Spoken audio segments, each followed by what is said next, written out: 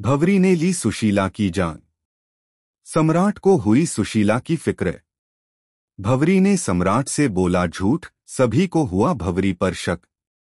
Colors TV के serial धाकड़ वीरा में इन दिनों काफी इंटेंस स्टोरी देखने को मिल रही है, जहां अपकमिंग ट्रैक में आप देखने वाले हैं कि भंवरी सुशीला को धक्का दे चुकी है और सुशीला की जान जा चुकी है। लेकिन असली ट्विस्ट तो अभी बाकी है, क्योंकि यहाँ कहानी उस मोड़ पर पहुंचने वाली है जहां हर किसी का विश्वास हिल जाएगा। सम्राट, जो सुशीला को अपनी मां के रूप में मानता था, अचानक से उसके गायब होने पर बुरी तरह टूट जाता है। जब वह भंवरी से बार बार पूछता है कि आखिर सुशीला कहाँ है, तो भंवरी बड़ी चालाकी से अपना पाप छिपाने की कोशिश करती है। वह झूठ बोलकर सम्राट को समझाती है कि उसने पुलिस स्टेशन में शिकायत कर दी है और पुलिस जरूर सुशीला को ढूंढ निकालेगी।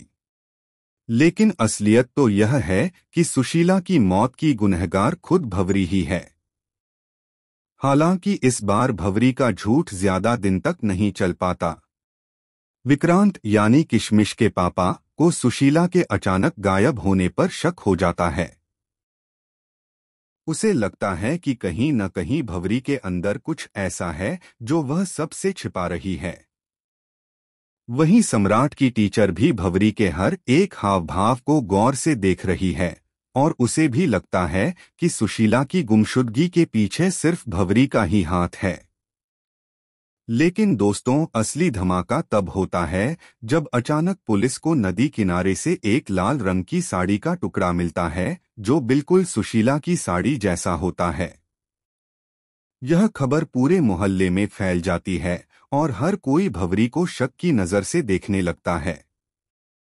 सम्राट को तो यह सुनते ही गहरा झटका लगता है और उसकी आंखों से आंसू बहने लगते हैं। लेकिन भंवरी अपनी चालाकी से खुद को मासूम दिखाने की कोशिश करती है।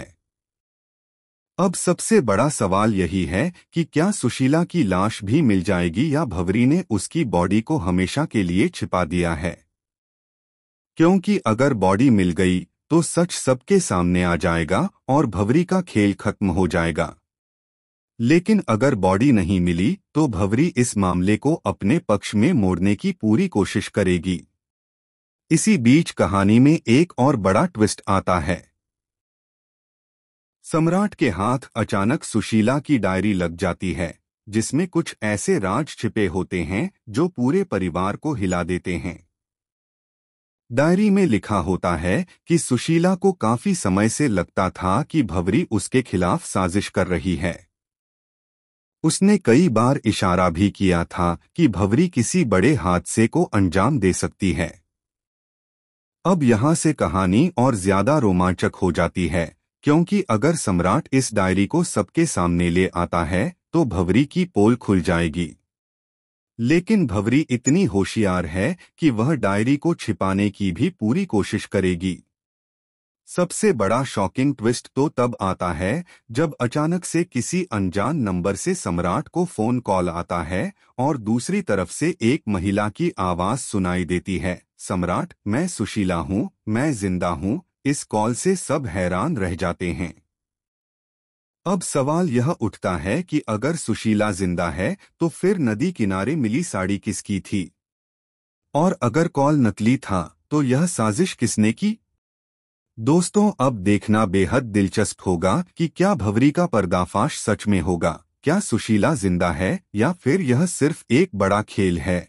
और सबसे बड़ी बात यह कि सम्राट किस पर यकीन करेगा।